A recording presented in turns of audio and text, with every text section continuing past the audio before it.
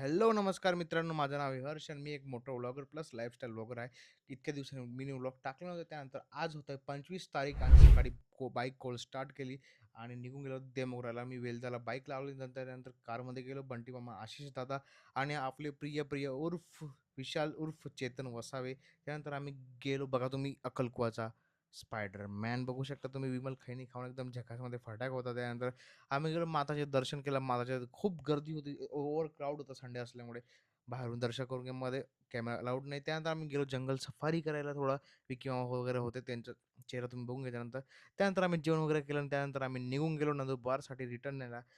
काही होतं नाही दाखवायला आणि फॅमिलीला दाखवूच शकत नाही बिकॉज प्रायव्हसी मॅटर्स ब्रो. त्यानंतर मी बाईक घेतली माझी रिटर्न येत होतो.